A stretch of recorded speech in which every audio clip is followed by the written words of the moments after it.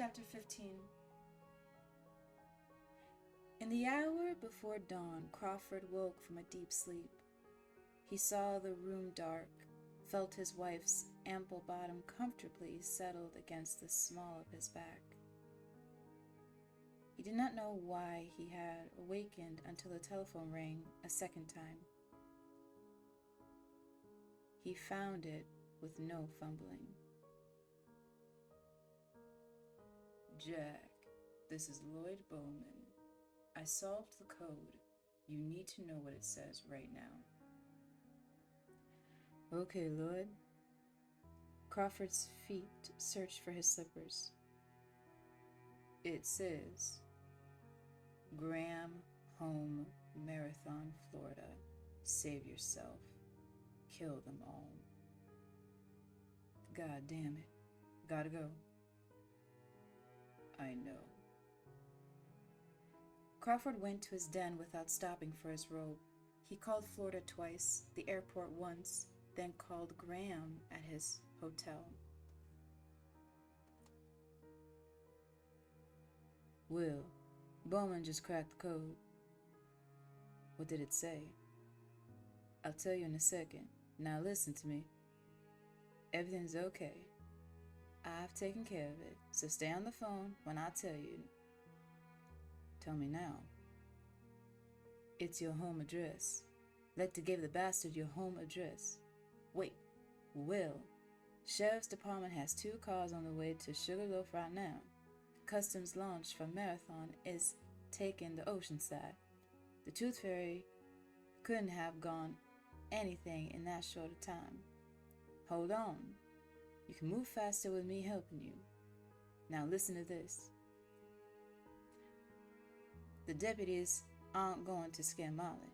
The sheriff's cars are just closing the road to the house.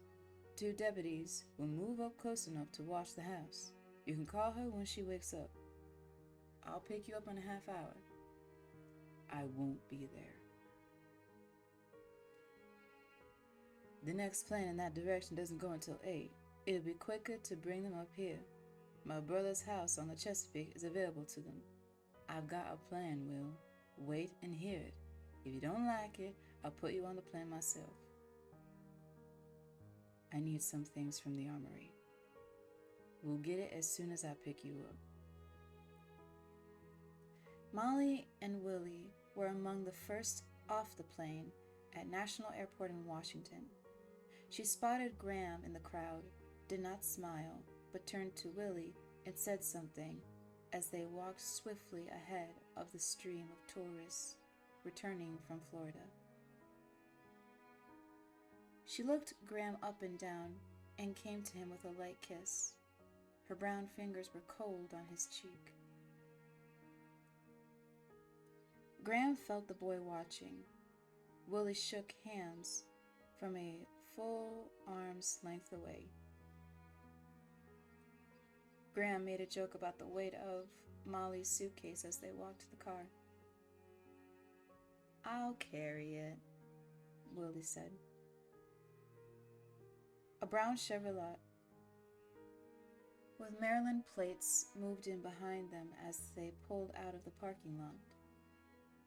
Graham crossed the bridge at Arlington and pointed out the Lincoln and Jefferson memorials and the Washington Monument before heading east toward the Chesapeake Bay. 10 miles outside Washington, the brown Chevrolet pulled up beside them in the lane inside. The driver looked across with his hands to his mouth, and a voice from nowhere crackled in the car.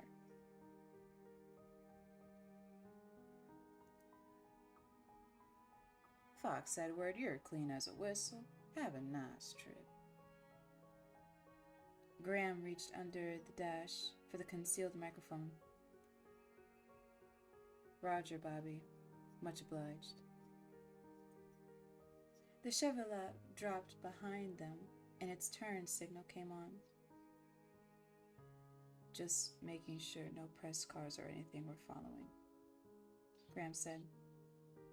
I see, Molly said. They stopped in the late afternoon and ate crabs at a roadside restaurant. Willie went to look at the lobster tank. I hate it. I'm sorry, Molly, Graham said. Is he after you now? We've had no reason to think so.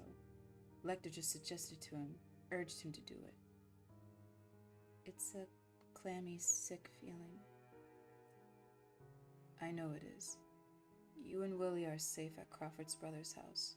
Nobody in the world knows you're there but me and Crawford. I'd just as soon not talk about Crawford. It's a nice place. You'll see. She took a deep breath, and when she let it out, the anger seemed to go with it, leaving her tired and calm.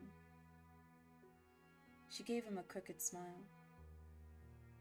Hell, I just got mad there for a while. Do we have to put up with any Crawfords? No. He moved the cracker basket to take her hand. How much does Willie know? Plenty. His buddy Tommy's mother had a trash newspaper from the supermarket at their house. Tommy showed it to Willie. It had a lot of stuff about you, apparently pretty disoriented. About Hobbs, the place you were at after that, Lecter, everything. It upset him. I asked him if he wanted to talk about it. He just asked me if I knew it all along.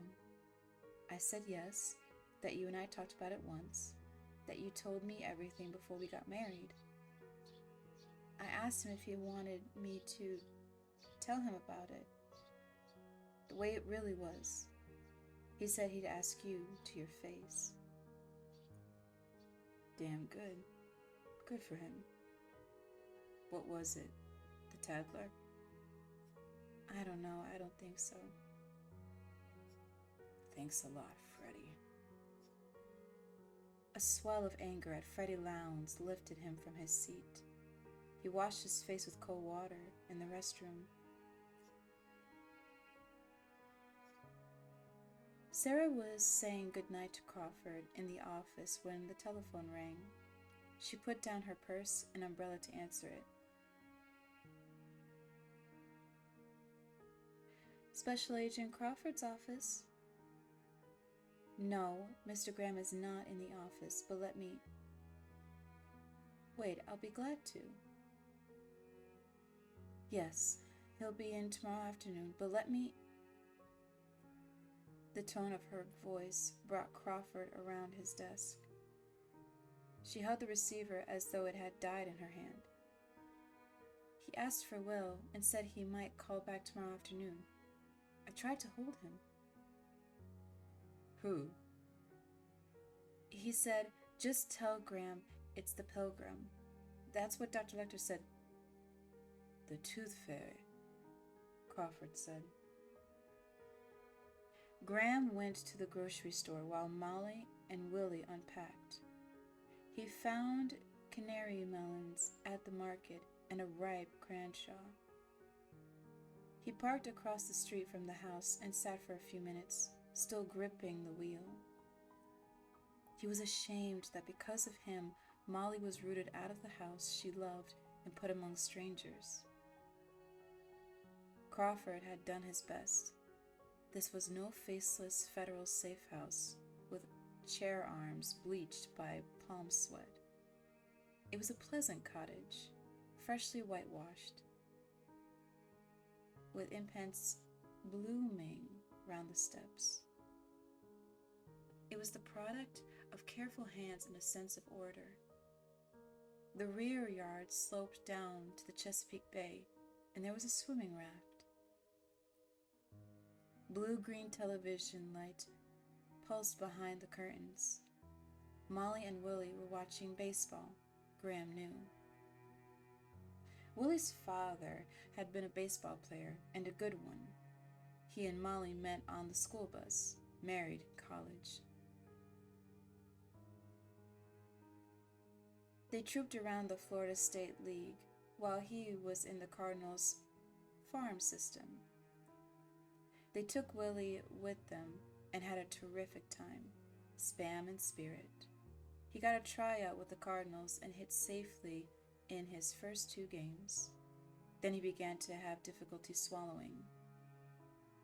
The surgeon tried to get it all, but it metastasized and ate him up.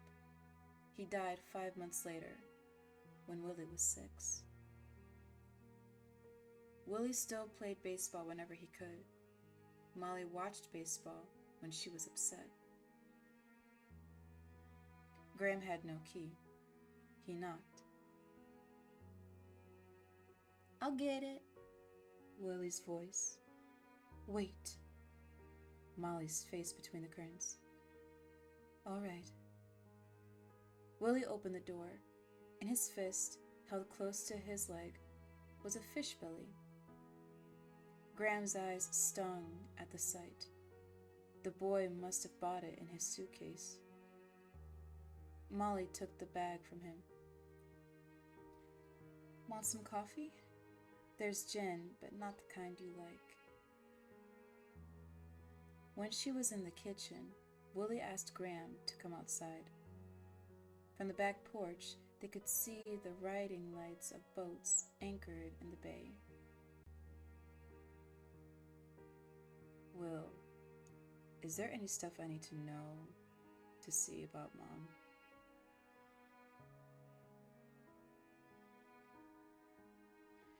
"You're both safe here, Willie. Remember the car that followed us from the airport, making sure nobody saw where we went? Nobody can find out where you and your mother are." "This crazy guy wants to kill you, doesn't he?" "We don't know that. I just didn't feel easy with him knowing where the house is." "You gonna kill him?"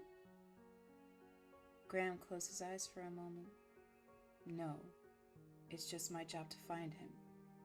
They'll put him in a mental hospital so they can treat him and keep him from hurting anybody."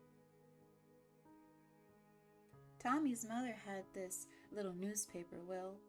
It said you killed a man in Minnesota and you were in a mental hospital. I never knew that. Is it true?" "Yes." "I started to ask Mom, but I figured I'd ask you."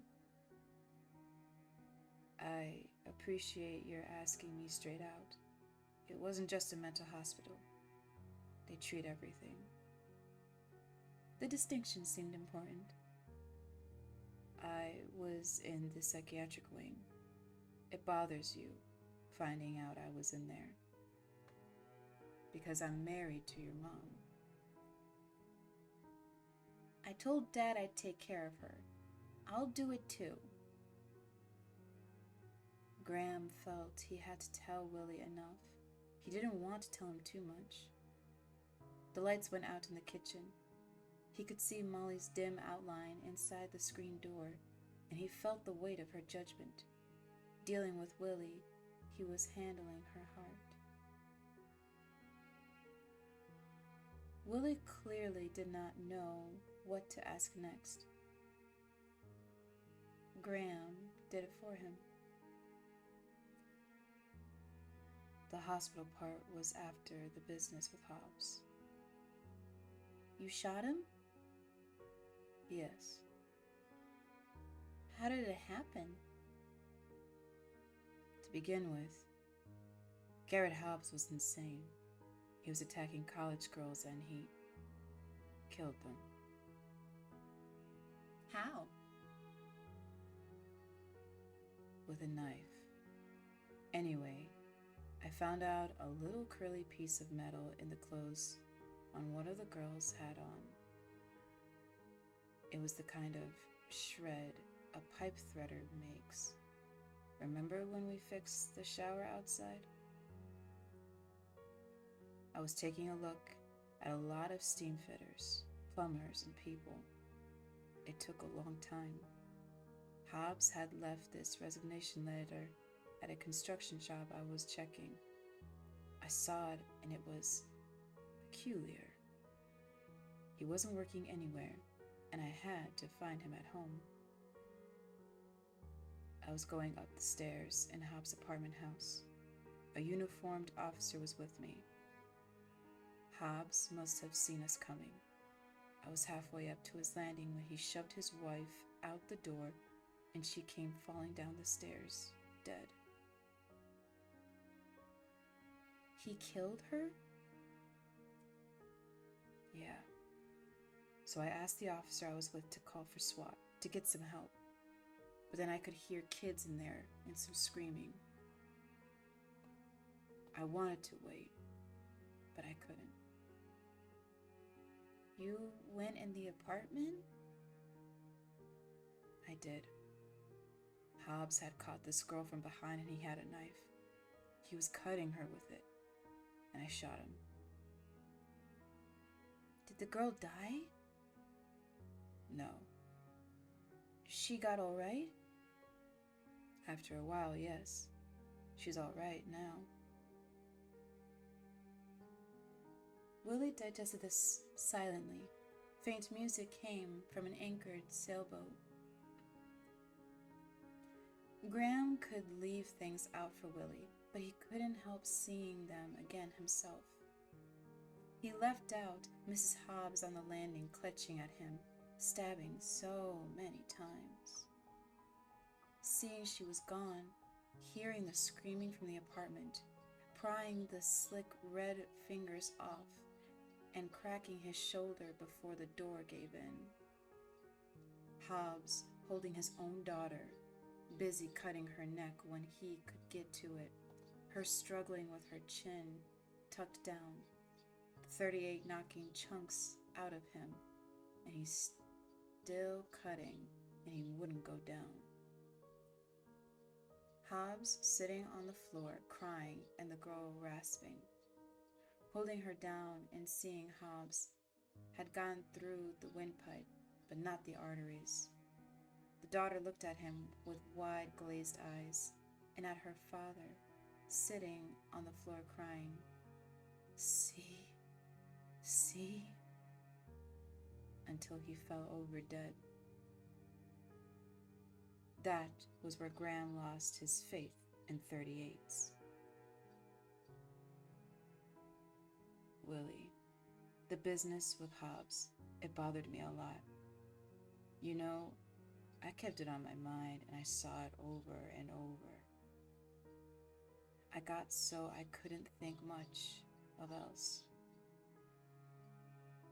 I kept thinking there must be some way I could have handled it better. And then I quit feeling anything. I couldn't eat and I stopped talking to anybody. I got really depressed. So a doctor asked me to go into the hospital and I did. After a while, I got some distance on it. The girl that got hurt in Hobbs' apartment came to see me. She was okay, and we talked a lot. Finally, I put it aside and went back to work. Killing somebody, even if you have to do it, it feels that bad? Willie, it's one of the ugliest things in this world. Say, I'm going in the kitchen for a minute. You want something? A Coke? Willie liked to bring Graham things, but he always made it a casual adjunct to something he was going to do anyway. No special trip or anything. Sure, a Coke. Mom ought to come out and look at the lights. Late in the night, Graham and Molly sat in the back porch swing. Light rain fell, and the boat lights cast grainy hollows on the mist. The breeze off the bay raised goosebumps on their arms. This could take a while, couldn't it? Molly said.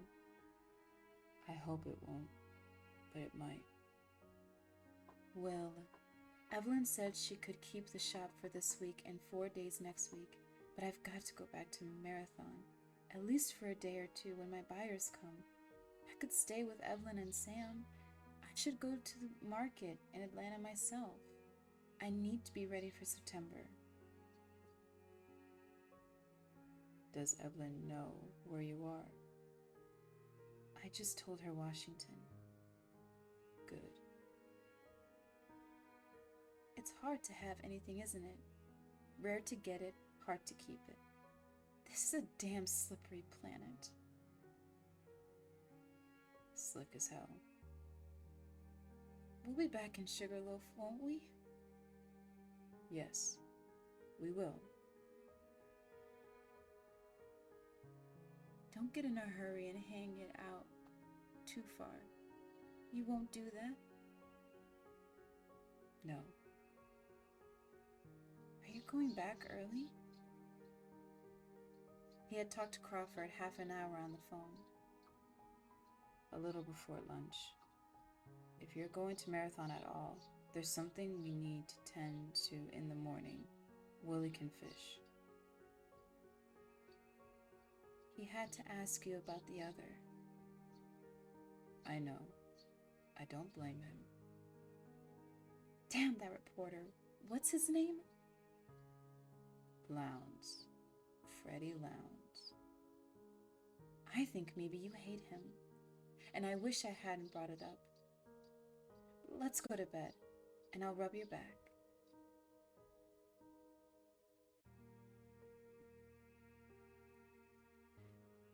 Resentment raised a minute blister in Graham. He had justified himself to an 11-year-old. The kid said it was okay that he had been in the rubber Ramanda. Now she was going to rub his back. Let's go to bed. It's okay with Willie. When you feel strain, keep your mouth shut if you can. If you want to think a while, I'll let you alone, she said. He didn't want to think. He definitely did not. You rub my back and I'll rub your front, he said. Go to it. Winds aloft carried the thin rain out over the bay, and by 9 a.m. the ground steamed. The far targets on the sheriff's department range seemed to flinch in the wavy air. The range master watched this through his binoculars until he was sure the man and woman at the far end of the firing line were observing the safety rules. The Justice Department credentials the man showed when he asked to use the range said investigator. That could be anything. The range master did not approve of anyone other than a qualified instructor teaching pistol craft. Still, he had to admit the Fed knew what he was doing. They were only using a .22 caliber revolver, but he was teaching the woman combat shooting from the Weaver stance, left foot slightly forward, a good two-handed grip on the revolver, with isometric tension in the arms. She was firing at the silhouette target 7 yards in front of her. Again and again, she brought the weapon up from the outside pocket of her shoulder bag. It went on until the range master was bored with it. A change in the sound brought the range master's glasses up again. They had the earmuffs on now, and she was working with a short, chunky revolver. The range master recognized the pop of the light target's load. He could see the pistol extended in her hands, and it interested him. He strolled along the firing line and stood a few yards behind them. He wanted to examine the pistol, but this was not a good time to interrupt. He got a good look at it as she shucked out the empties and popped in 5 from a speed loader. Odd arm for a Fed. It was a Bulldog 44 Special short and ugly, with its startling big bore. It had been extensively modified by Magnaport. The barrel was vented near the muzzle to help keep the muzzle down on recoil. The hammer was bobbed, and it had a good set of fat grips. He suspected it was throated for the speed loader. One hell of a mean pistol when it was loaded with what the Fed had weighted. He wondered how the woman would stand up to it. The ammunition on the side beside them was an interesting progression. First, there was a box of lately loaded wad cutters. Then came regular service hardball. And last was something the rangemaster had read much about, but had rarely seen. A row of 𝘋𝘻𝘸𝘲 safety slugs. The tips looked like pencil erasers.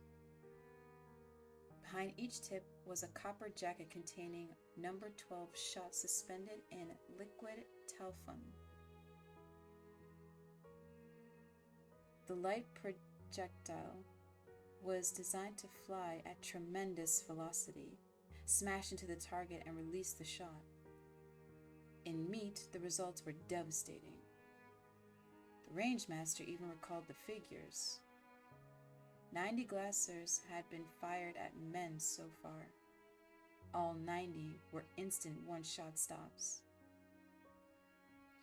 In 89 of the cases, immediate death resulted. One man survived, surprising the doctors. The 𝘋𝘻𝘸𝘲 round had a safety advantage too. No ricochets, and it would not go through a wall and kill someone in the next room. The man was very gentle with her and encouraging, but he seemed sad about something.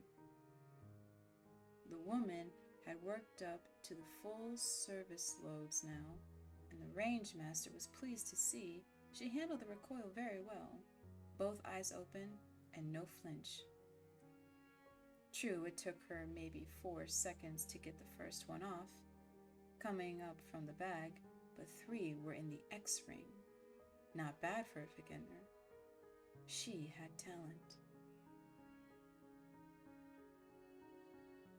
He had been back in the tower for some time when he heard the hellish racket of the 𝘋𝘻𝘸𝘲 going off. She was pumping all 5. It was not standard federal practice. The rangemaster wondered what in God's name they saw in the silhouette that it would take 5 𝘋𝘻𝘸𝘲 to kill. Graham came to the tower to turn in the earmuffs, leaving his pupil sitting on a bench, head down, her elbows on her knees. The ringmaster thought he should be pleased with her and told him so. She had come a long way in one day. Graham thanked him absently. His expression puzzled the ringmaster. He looked like a man who had witnessed an irrevocable loss.